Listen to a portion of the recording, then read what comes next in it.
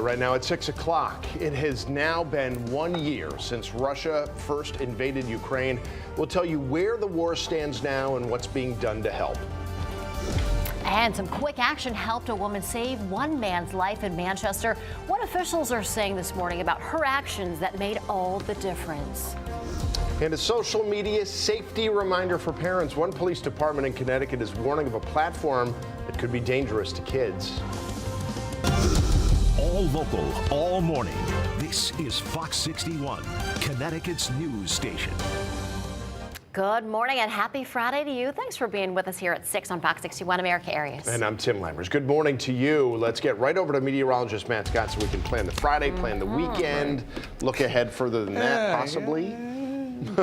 Possibly. You know, we cover 7 days around here, and you know what? It may be good that we do that when you find out what's coming early next week, maybe. Good morning to you. Good to have you along. Watching the radar closely. The roads are wet. The precip is light, if anything at all. Watching the potential for maybe a few flakes up in the Litchfield Hills over the next couple of hours. Here's the deal, though. Temperatures, we mentioned this for the last couple of days, they're key. Where you've got numbers under 32, you got Hartford at 31, Windsor Locks, Torrington right on the edge there.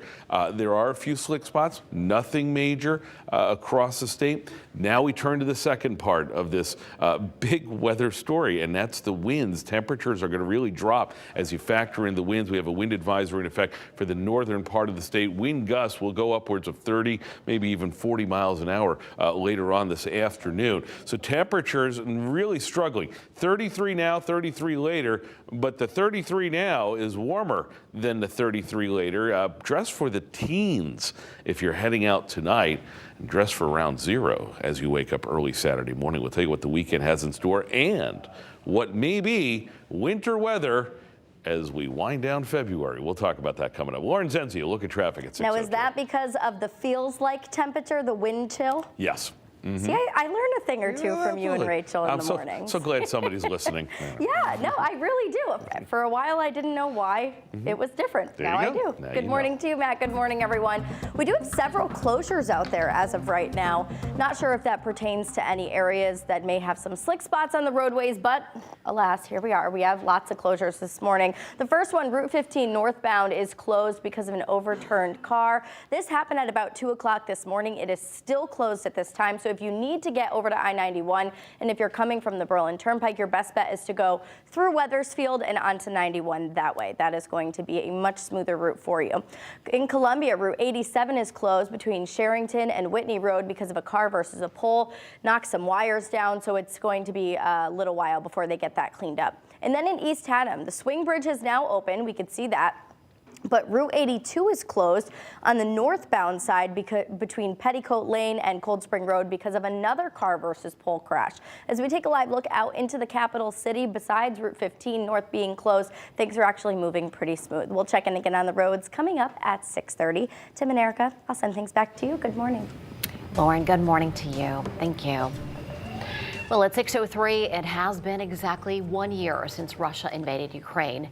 Since then, cities have been destroyed, thousands of people have been killed, and millions have been forced to flee their homes. And locally here, a lot of Ukrainians still trying to keep the faith here. They are continuing to pray for the future. Fox 61's Lindsay Kane is live in Hartford with the details. Lindsay.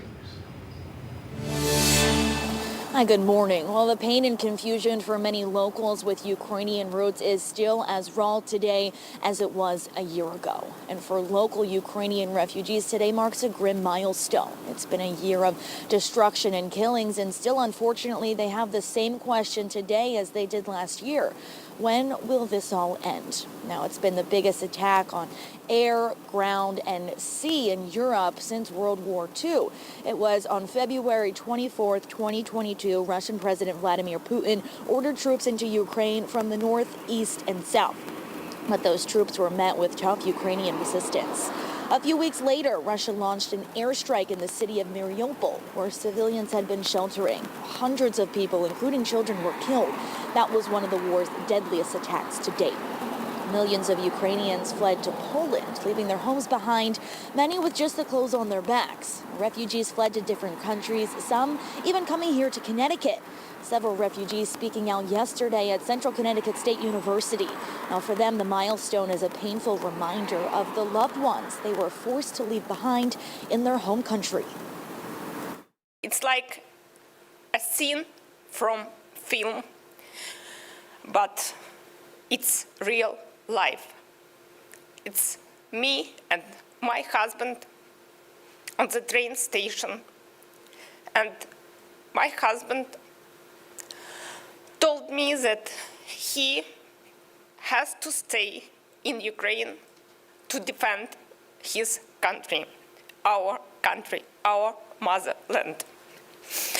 I must to leave country to save life of our daughter. While Ukrainians pray for an end to the violence to mark 1 year of the invasion, President Biden just visited Ukraine, meeting with the president of Ukraine, Volodymyr Zelensky. Biden is trying to keep Ukrainian allies unified in their support for Ukraine as the war is expected to intensify when the weather improves this spring.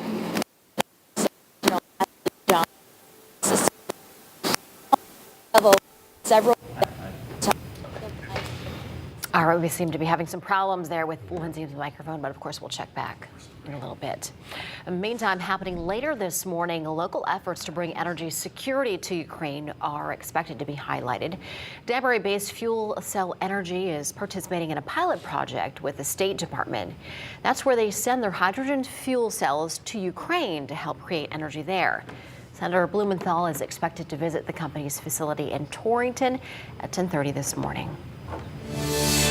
And an energy assistance program here in our state is pausing their services for the month of March so that they can catch up on the backlog of applications. And we've got Brooke Griffin here with us in the studio with a look at how that might impact families. Brooke, good morning. Well, good morning to you both. Operation Fuel leaders say they've already provided nearly $6 million in energy assistance to more than 6,000 Connecticut households, and that's just this season. Leaders say the increase of the cost of energy that was implemented at the beginning of the year has brought a hardship on many Connecticut families, causing them to seek out programs like Operation Fuel. Due to that influx of applications being so high this season, the program says they need to pause their services for a month to get caught up.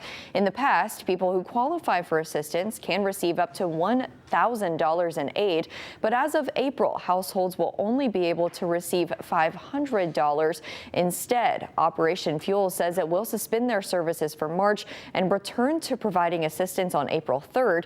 Then they will continue to help those in need through May 31st or whenever the funds run out. Now, in the meantime, if you need help with your high energy bill in March, there are options. You can contact your utility company or call 211. They'll connect you with the Connecticut Energy Assistance Program. Brooke Griffin, Fox 61, Connecticut's news station. Brooke, thank you. Well, happening today, lawmakers and advocates in our state are going to call on Mattel to do more when it comes to the recall for the Rock and Play sleeper. Now, it was originally recalled in 2019 after 30 reports of infant deaths. At least 100 infant deaths have been reported in connection to the recall. Senator Blumenthal's office alleges that Mattel and Fisher-Price are not doing enough to get these products back. Today at 12:30, the senator is going to be joined by injury prevention experts from Connecticut Children's Hospital in Hartford to call for greater action. Or now at 6, a middle school music teacher was in the right place at the right time, springing into action to save a man from a burning car. This was on I-384 in Manchester yesterday. Heather Sika Leonard said she stumbled on the scene after taking a different way home and knew she had to do something to help. I saw a van pulled over with smoke pouring out of it, and the driver was like half hanging out of the car, so I stopped to help. And when I got there, there were flames coming out of the dashboard. And I was like, "Oh, are you stuck? Can I help you?" And he goes, "I'm handicapped. I need my wheelchair." Well, Heather said she just did what anybody would do. She said she does not consider herself to be a hero. We disagree. But fire officials said her efforts absolutely saved a life. Wow, that is awesome. Well, Connecticut's Attorney General launching an investigation into potential unfair practices at Stone Academy. The school shut down suddenly last week instead of facing an audit. Attorney General William Tong is now looking into whether Stone Academy misused state or federal money and if it defrauded students. We are going to throw everything we have at them. Some of those hours may not count, and these on-campus clinicals that were done, those absolutely will not be registered by the nursing board. State lawmakers say in addition to this investigation, they're going to look at strengthening laws about regulation for other profit schools to avoid what happened there at Stone Academy.